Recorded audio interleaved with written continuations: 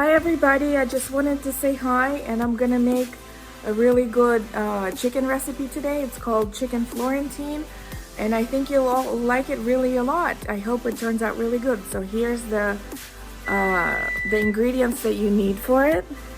I think I'm gonna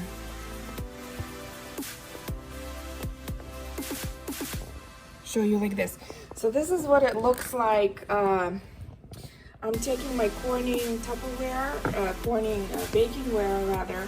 I put some boneless, skinless chicken thighs in here, then a little bit of spinach, like a bag of spinach, and the key ingredient is some sun-dried tomatoes, really good organic ones. Then I added some chopped garlic and some heavy whipping cream. I diluted it here with some cornstarch. So hopefully it's going to turn out really, really good. Then I added garlic.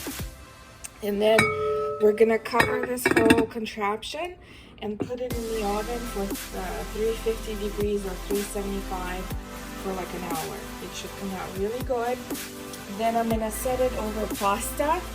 So I'm going to boil some pasta right here. So I'm going to show you how it turns out. I can't wait to see it.